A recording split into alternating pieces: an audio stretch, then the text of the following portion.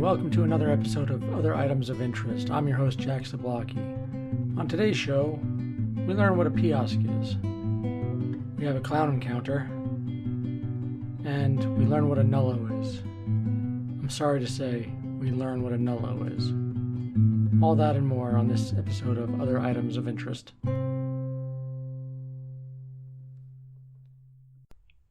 From NBCBoston.com, Boston police officer fired after strippers allegedly stole his gun. That's a terrible thing to have happen to you. Boston police officer who allegedly had his gun stolen from him by two exotic dancers earlier this year has been fired. Boston police confirmed Monday that Officer Emmanuel Brandau was terminated as of March 31st. He was placed on leave immediately following the incident.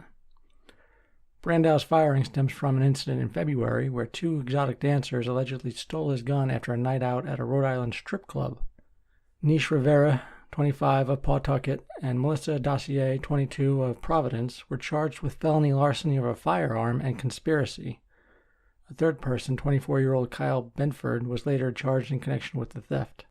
The officer told authorities he was introduced to Rivera by a cousin and communicated with her via Instagram. He met with her at the Hampton Inn bar before the two left for a lounge in Providence. At the lounge, the two met with Dossier and the trio left for a strip club before returning to the Hampton Inn, according to police documents. Dossier asked if the officer had a phone charger, and he gave the woman his car keys to get it from inside his vehicle. Dossier returned, then later stepped out of the hotel room to make a phone call, and Rivera said she needed to leave. Documents said Dossier never returned, and the officer went to check on his vehicle, where he noticed the glove compartment that had contained his gun was open. The off-duty officer then called authorities to report the stolen firearm. Responding officers were shown Rivera's Instagram account and recognized her as one of the three women charged with prostitution following a raid at the Foxy Lady in Providence. From KTLA.com, child finds $40,000 in meth stuffed inside a Lego box from South Carolina's consignment shop. A Free Georgia woman bought a box of Legos while visiting a South Carolina consignment shop, only to find that the box was actually filled with about $40,000 worth of methamphetamine. Bullock County Sheriff's investigator Jim Riggs tells the State Bureau Herald that the women gifted the box to a child who opened it and discovered the 3 pounds of drugs. Deputies say the women turned the drugs over to the sheriff's office, who called in Drug Enforcement Administration agents, otherwise known as DEA. Riggs say authorities determined the drugs were likely mailed to the wrong address. He says dealers often ship drugs to empty or abandoned addresses to be picked up, but the United States Postal Service, USPS, I don't know why they don't abbreviate anything in this article. Postal Service won't often leave packages at those sites. Instead, they're often left with a neighbor or auctioned off when unclaimed.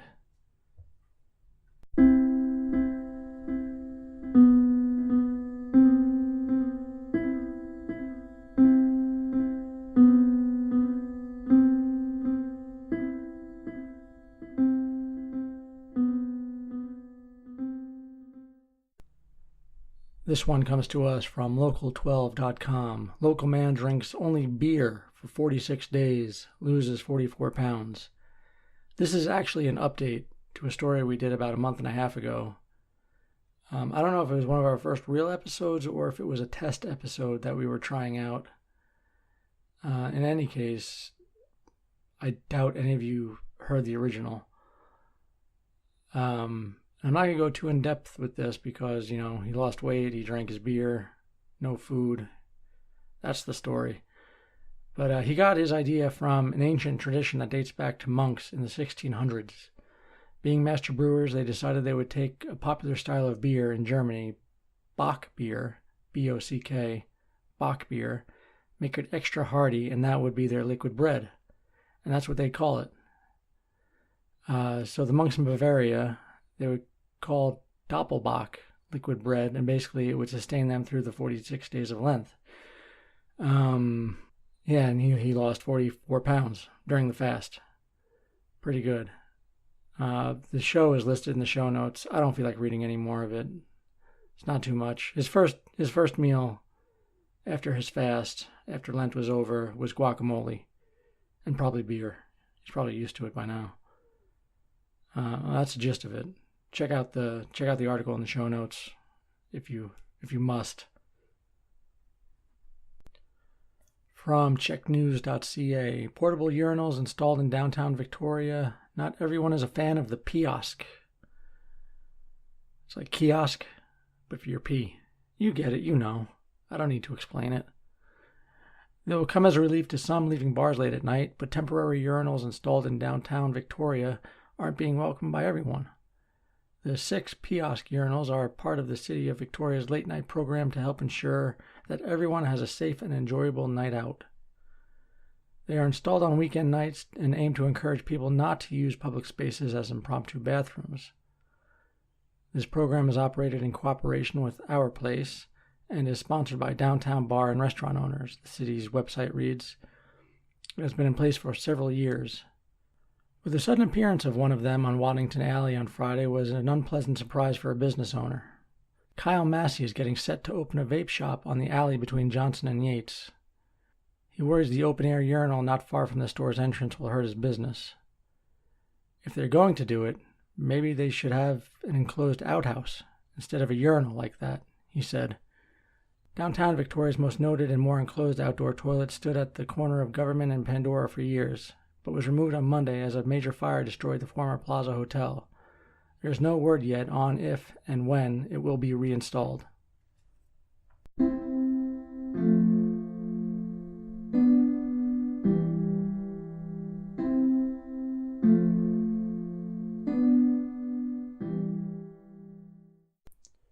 From Kentucky.com. Kentucky middle school teacher accused of telling student she'll cut off his penis. Former Anderson County middle school teacher is accused of threatening to physically harm a middle school student on the last day of school. According to the criminal complaint, Crystal Graham, then a 7th grade teacher at the middle school, was participating in a kickball game with the students when the alleged threat occurred. One of the students jumped on another student's back while joking around, and at least one student allegedly heard Graham tell the student to get off her player or I'll cut off your dick and shove it down your throat, according to court documents. The witness was later on first. I don't think I would never say that to somebody. I don't think I could threaten somebody in that way. Anyway, the witness was later on first base when Graham allegedly looked at her, flipped her off with both middle fingers, and said, "This is horseshit," according to the complaint. Graham later was having a huddle with her players when she stated, "On 3, kick Durbin's ass," referring to another teacher, Mrs. Durbin. Mind you, Mrs. Durbin is 80 years old. No, I'm just kidding. I don't know how old Miss Durbin is. All of these actions took place in the company of several juvenile students and school staff during a public school function, causing a physically offensive condition serving no legitimate purpose, the complaint alleges. The summons for Graham's arrest was not signed until May 18, 2018, nearly a year later, according to court documents. She was charged March 12th of this year by the Taylor County Sheriff's Department. In court documents, there was not an explanation for the delay. According to the Anderson News, Graham had already informed the school district at the time of the incident she was leaving to become a teacher at Campbellsville University. She no longer works at the university, the Anderson News reported. Graham was charged with second-degree disorderly conduct, to which she pleaded not guilty. She is due back in court on May 9th. May 9th just passed us, so maybe the next episode or the following there'll be an update. Fingers crossed. College student electrocuted to death while roof jumping in Waxahachie. From Fox 4 News. A college student died on Sunday night in Waxahachie after he hit a power line while roof jumping in the city's downtown. Police said they responded to an electrocution call about 11:20 p.m. Sunday in the 100 block of North Rogers Street. Jedediah Brookbank, 20, was found on the rooftop of a business downtown. Preliminary investigation suggests that the victim was jumping rooftops for fun and inadvertently came into contact with high-voltage wires and was killed, police said in a statement. Brookbank's father identified him as the victim in a Facebook post. "It was a great way to go for a young man, albeit a little foolish," said Dad Brian Brookbank in the Facebook post. "Though shattered, we are well, looking with joy and expectancy to joining Jed in the presence of the Lord." And that's it. That's the article. I just wanted that last wacky quote for you guys. Enjoy.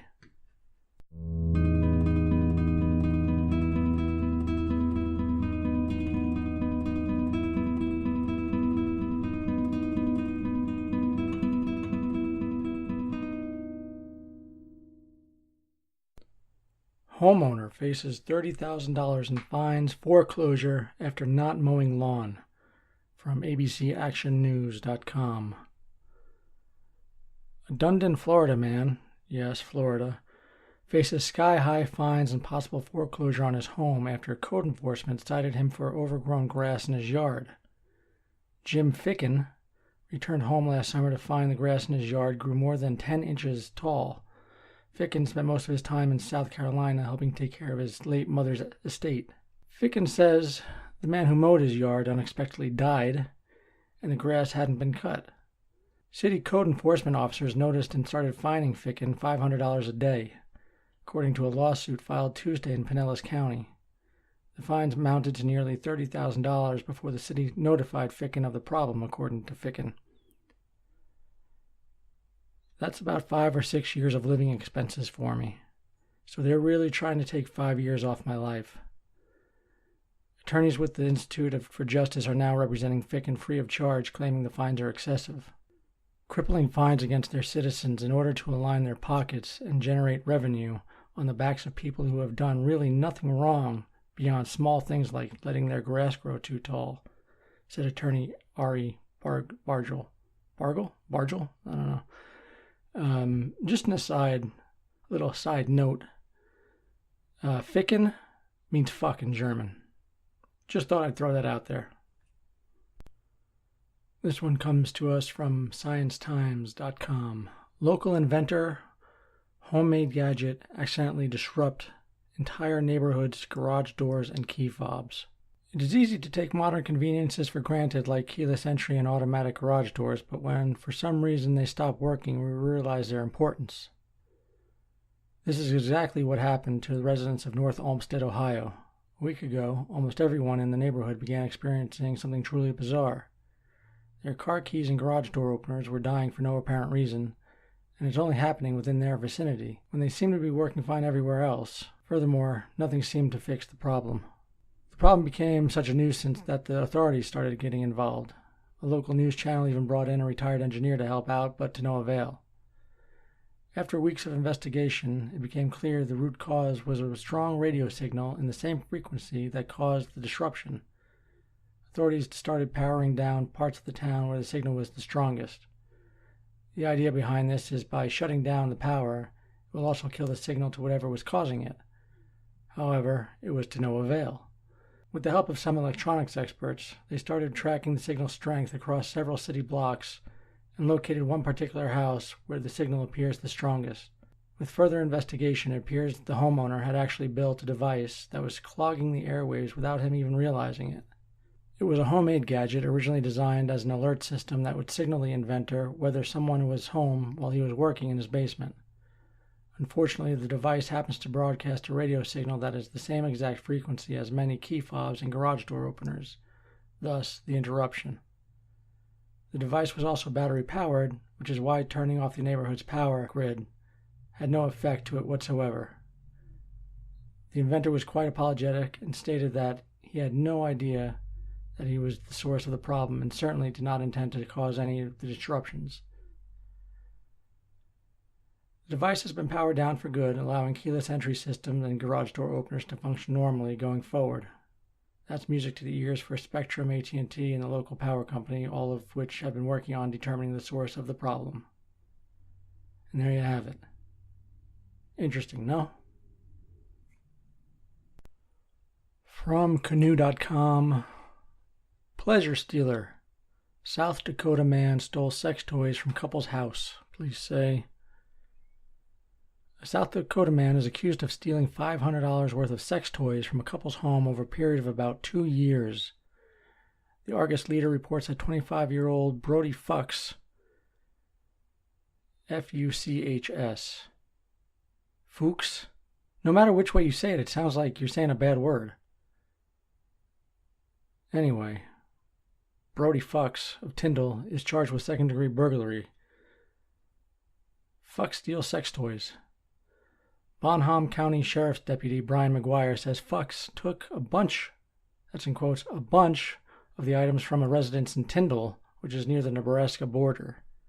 An affidavit says the couple had installed a camera system inside the house, which caught Fuchs entering the home for about 40 seconds, then leaving. A deputy recovered a number of sex toys during a search of the suspect's residence. If I got a bunch of sex toys stolen from me, I don't think I'd want them back if the cops found them. That's just me, though. McGuire did not say whether Fuchs knew the couple. A phone number for Fuchs could not be found. Fuchs.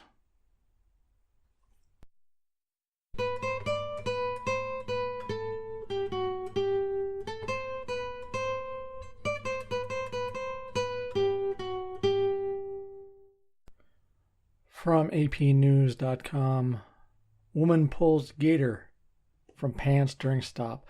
This is Florida woman time, not Florida man, Florida woman.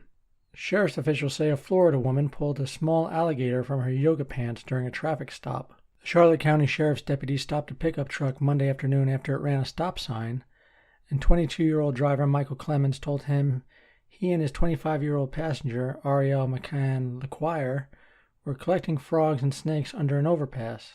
He gave the deputy permission to search bags in the truck. When the deputy found 41 three-striped turtles in the woman's backpack, he asked if she had anything else.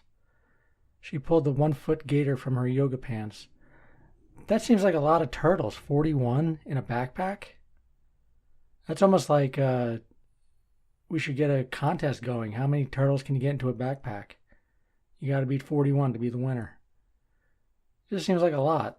Charlotte County Sheriff's officials suggested an explanation on Twitter for the incident. Not to be outdone by Florida man, a Florida woman pulled an alligator out of her pants.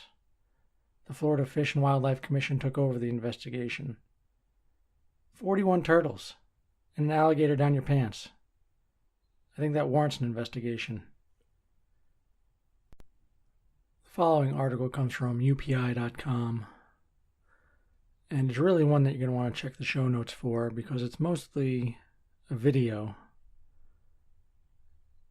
And there's a good chance that you might not want to watch the video. Headline reads, Doctor finds spider building a nest inside man's ear.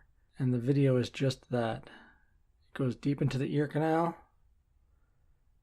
There's a little spider in there. Looks like he started a web. Let's get to the article, shall we? A Chinese doctor shared video of the unusual cause of a patient's ear discomfort. A spider building a nest inside his head. The video filmed at the hospital in Jiangsu province shows the inside of an ear belonging to a patient identified by the surname Li. Li came into the hospital complaining of discomfort in his ear. The doctor looked inside to discover a small spider was building a nest inside the man's ear canal. The doctor said the spider was too small and fast to be grabbed using tools, but hospital staff were able to use water to flush the arachnid out of the patient's ear. And there you have it. That's it. That's a lot in a small article. Definitely check out the video. It's fun. Even if you hate that kind of thing, it's fun. From the New York Times. This is the first story we've had from the New York Times. We're not a very reputable podcast, so sources like New York Times evade us. Anyway, clown giving kids candy from car meant well. Police tell a relieved town. First came the man in the clown costume. Then came the calls to police. Reports about a rogue clown handing out candy to children briefly caused alarm in Clarksville, Tennessee on Thursday after a man with a white painted face and red nose was seen driving by a bus stop and motioning for the children to come near, according to the police and local news reports. 2 students reported the incident, and a witness who spotted the clown in his car called the police. The episode screamed of stranger danger and brought to mind the great clown panic of 2016 when tales of clowns lurking near the woods and under streetlights ignited a national hysteria, although many of the reports were found to be false. The reported sightings played on cultural fear of clowns and eventually led to at least a dozen arrests in multiple states. The brief panic in Tennessee also happened to coincide with the release of the trailer for It, Chapter 2, a follow-up to the clown horror movie set to hit theaters this year. But after a swift investigation, the Clarksville authorities determined that the latest fright was a false alarm. He was not a bad clown. He was simply misunderstood. The clown turned out to be a nice man in his 70s who dresses up once a year on his birthday as a clown and hands out candy. We went to a couple of places where he frequents, and they verified he was at those places this morning dressed up as a clown, Clarksville Police Department said. After giving candy out at local businesses, the man wanted to give the rest to children at the bus stop. His intentions were good, even if the optics weren't. The great clown mystery has been solved, the police department said in its post. Everyone can now breathe. Online, he was not so easily forgiven. This is 2019, one person wrote. We know what year it is. You don't have to tell us what year it is. This is 2019, one person wrote. You can't dress as a clown and pass candy out to random children. Others urged empathy for an older man who was trying to do something nice. And then there were those who said that whatever had happened, it had not changed their view of clowns. I think I'm in that camp. Kelly Montfort, a professional clown who goes by Mr. Twister, said that the mention of a clown can be a trigger word that generates news coverage.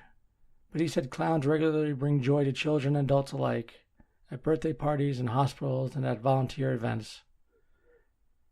Pretty much where they have kind of a, captive audience. They're not going to go anywhere. We are caring people who love what we do, said Mr. Montfort. Why don't we just call him Mr. Twister? I guess he's being interviewed as his real self, right? And he's not Mr. Twister. We are caring people who love what we do, said Mr. Twister. We're caring people who love what we do, said Mr. Twister. How's that? I like that the best. Mr. Montfort is the president of the Southeast Clown Association, a membership group that represents 10 states, including Tennessee. He said it sounded as if the clown in Clarksville was out trying to do something nice and trying to be a happiness spreader in the world. Happiness spreader? Really? That's not even a phrase. I don't like clowns. I really don't. I'm not liking this article. I don't like reading about them. I don't like seeing them. Nothing about them I like. I'm gonna scan through the rest of this. Mr. Montfort does say that being a clown is not just throwing on a mask or popping on a nose. It's an art form. And I say bullshit. It's not an art form. So being a clown is the same as being Monet? Is that what you're saying?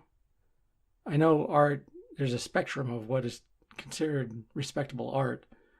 You don't have to be Monet, but really, being a clown is not art. That's the end of the article. I'm done. I've got myself in a bad mood. I really don't like clowns. That's the end. This has been another episode of Other Items of Interest. From the Toronto Sun, IT worker 23 chops off his penis, testicles, and eunuch bid. If you don't know what a eunuch is, it's somebody without a penis or balls. A wacky Washington IT worker has hacked off his penis and testicles in a bloody bid to be a eunuch. Trent Gates, 23, revealed that he used a razor-sharp knife to do the dreadful deed in his pursuit of being a nullo in 2016. Nullo, N-U-L-L-O, is a new word to me, but they are extreme body modification enthusiasts who remove their genitalia and often their nipples for a smooth look. Photos of a castrated man inspired him to do the same when he was 15. According to the UK Sun, many nullos identify as eunuchs. Some are asexual or submissive homosexuals. And I'll tell you what, I learned a lot from this article. I imagine you might learn a lot too. Gates told Metro US he identifies as non-binary adding that his bait and tackle never felt like part of me. I have no desire to be a woman. It's kind of a middle ground in between the two, an androgynous in between, he told the newspaper. I saw a photo of the emasculated man named Gelding online. It was like, bam, first photo I saw, that's me. I want to be there someday. I have never had that feeling in my life.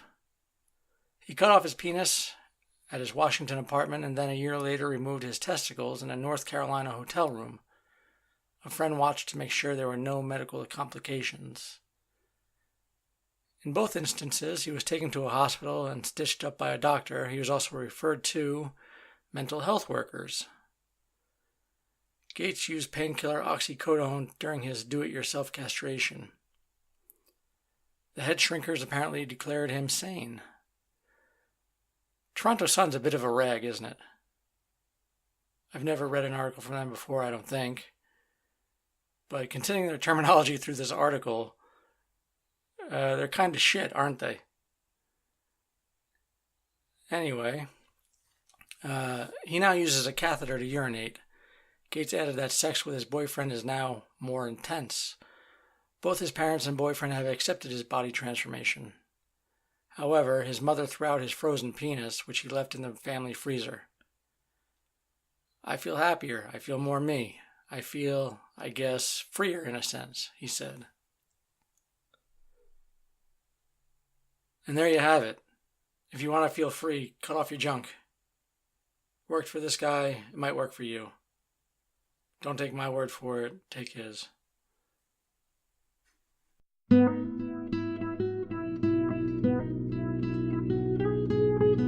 there you have it. Another episode of Other Items of Interest has come and gone. I've been your host, Jack Zablocki. I hope to see you again next week. If you'd like, you can check out our website at otheritemsofinterest.com or visit us on Twitter at otheritems. Just those two words, at otheritems. That's it. Love you. Bye.